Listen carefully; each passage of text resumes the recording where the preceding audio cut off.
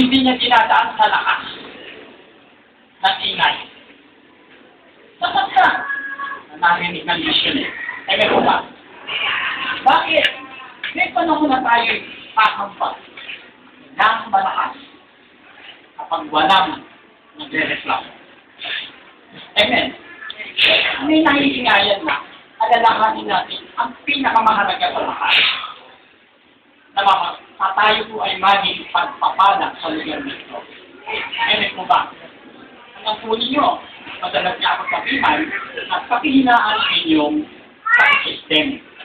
Sige po, sabihin po. Hihinaan naman po natin. Pero, sasabuhin ko lang ay hinaan pa. Pero sa madaling sabi ay talagang hindi na maganda yung siguro sa dating sa kanya yung lakas. Kaya kinakailangan natin talagang magdisiplina. Amen po ba? Sapagkat ang ating pagsamba, hindi sa lakas. Kahit bigyan po ba tayo? Kahit mahina po yan, ang importante, tama ang puso mo sa pagsamba sa Diyos. Samahan ninyo ko sa isang pagsamba pa. Kalikan natin lagin at tabel. Genesis chapter 4. Okay, hanggang na ba kayo? Genesis chapter 4. Okay, verse 1. Sinitingan ni Adan, kanyang asawa, at sinigdan ng tao. Nang isilang ang kanyang panganay na lalaki, ay sinabi ni Eva, nagkaroon ako ng anak na lalaki. Sa tulo ni Yahweh. Kaya Cain, ang pinangalan niya rito. Verse 2, sinundan si Cain ang isa pang anak na lalaki. At akin naman ang ipinangalan dito. Naging pasilito at si Cain naman ay magpasama. Dumating ang panahon na si Cain ay naghandog kay Yahweh ng ani niya sa bukid. Niluha naman ni Abel ang isa sa mga panganay ng kanyang kawan. Pinatay niya ito at inihandog ang pinakamahinang na bahagi. Si Yahweh ay nasiyahan kay ano na unang tinitignan ng Diyos? Yung hinandog ni Abel o si Abel? Si Abel. Ang unang tinitignan ng Diyos, yung naghahandog, hindi yung hinahandog. Kasi hindi ka ba tayo? Nung nakita ang puso ni Abel ay karapat-dapat tanggapin ang kanyang pagsamba, pati yung kanyang handog, tinanggap. Ano po ba? Punta naman natin sa Cain. Ano ba problema ni Cain? Pagdating kay Cain naman, verse 4. Asa na ba tayo? Verse 3. Dumating ang panahon si Cain ay naghandog kay Yahweh ng ani niya sa bukid.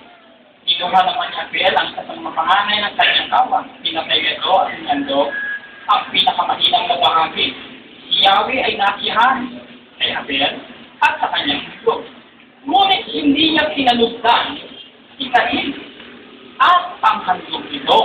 Dahil dito, hindi mailarawan ang mukha ni Cain sa hindi ng galit. Kaya sinabi ni Yahweh, anong ikinagagalit mo, Cain? Bakit ganyan ang mukha mo?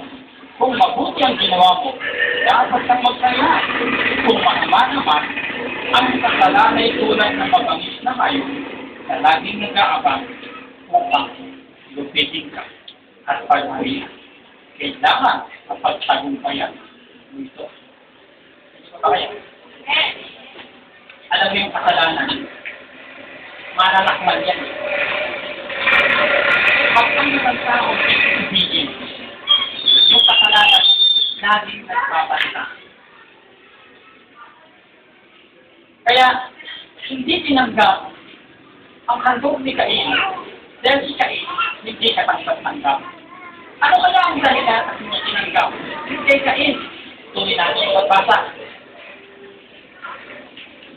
Ito, ang katotohanan nito. Verse 8. Isang araw, inapitan ni Cain, kanyang kapatid. Bika niya, Ben, siya tayo. Sumama naman ito, ngunit pagdating sa kabukiran, pinatay. Dahilan, kaya hindi tinanggap ang Cain. At Cain, hindi rin tinanggap ang dahilan. Galit siya sa kanyang kapatid. at nahayag ang galit niya sa kanyang kapatid nung niyaya niya. Kunyari mamamasya. Halika, masya tayo dito. Yung malayo-layo ba sa kanilang amalina na hindi mapit?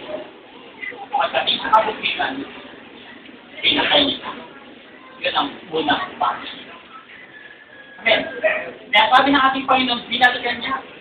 Pagdating sa bagong tipa, sabi ng ating Panginoon Jesus, kung ikaw ay maghahandog, may naalaala kang kaaway mo. Kaganit mo. Iwan mo yung handog mo. Bakit? Hindi naman tatanggapin ang Diyos yung handog mo. Bakit? Eh kasi nga meron kang kaaway.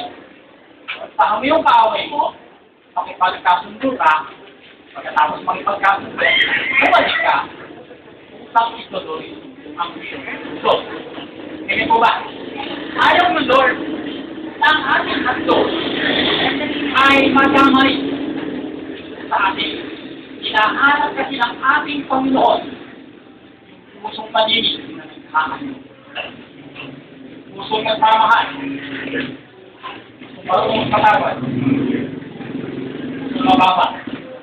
Ako sana ang banal na Espiritu Santo ay sumadagoy ito sa pinakamabasang lugar. Sino merong pusong mababa? Yun, kinatahanan ng Diyos. Ano po ba? Naalala ba ninyo? Yung isang publikano na lalangin sa church at saka yung isang pariseo. Sabi ng pariseo, Panginoon, mabuti na lang. Hindi ako katulad na niya.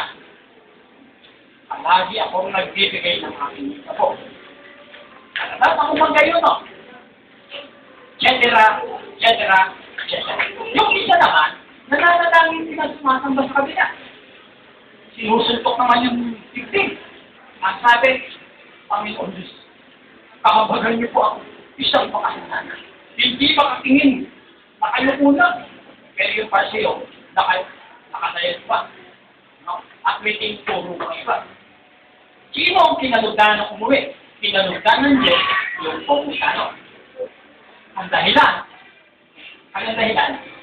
mababa siya. Pangalawa, noon hindi kumilala sa kanyang kasalanan. Pangatlo, hindi niya hinahambing ang kanyang sarili sa iba. Amen. Ang isang kasi pag hinambing natin ang aking sarili sa iba, papalit tayo. Hinambing ko sarili ko, ha? Kung kaya Pastor Mio, mas pogi ako ngayon ang kontek, di ba? Lamang ako dyan ng isang panigo dahil nung umuwi kami, naligo kami. Sa kalsada nga lang. Kaya puno ng tubig yung sapatos ko. Kaya kung pares yun lamang, pwede tayong maging mabait. Ano ba ninyo ito pa? Joke lang mo pa to. Alam mo yung parang nagwa ko. Wala lang ko kontra. Diba? Alam mo, sabi ng nanay ko, sabi ng nanay ko, alam mo, anak, napakagwapo mo. Naniniwala ako sa nanay ko. Ewan ko lang. Kayo. Ngayon, punta tayo sa ating Panginoon. Hinahanap ng Ama ang tunay na mananamba. Sabi niyo ba? Sino ba itong tunay na mananamba? Sabi ng Panginoon, hinahanap ng Ama ang tunay na mananamba sa Kanya. Kaya ito ay mga sumasamba sa Espiritu at sa katotohanan. Ay, may Espiritu. Ang gusto niyang pagsamba, Spirit. Yung mananamba, spiritual. Yung sinasamba, spiritual. Sapagkat ang Diyos ay Espiritu. Ay, may po ba? Ang Diyos ay Espiritu at kailangan hindi siya pwedeng maging bato. Nagkaintindihan ba tayo?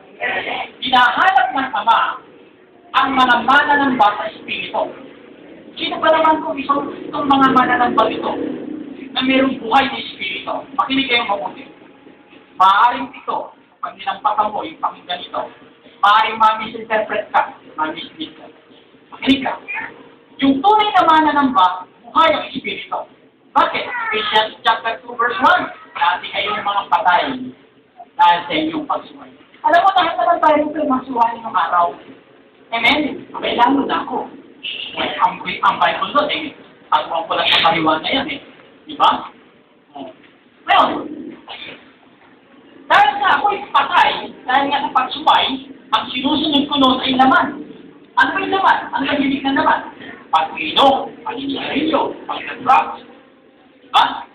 Ano pa yung naman? Magkakabahagi at hindi marunong magpasal.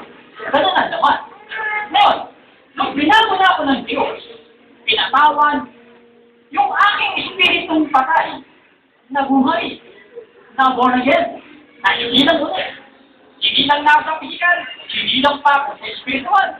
Kaya buhay na aking espiritu. Bakit yung hinahanap ng Ama na sasamba sa Kanya ay sa espiritu? Ewan po ba? Okay, nasa may espiritu, pastor? Kung mo ako ulit niya sa bata. Sabi niya, hindi, ikaw ako sa lahat ulit sa ino. Anak. Gusto ko lang malaman natin.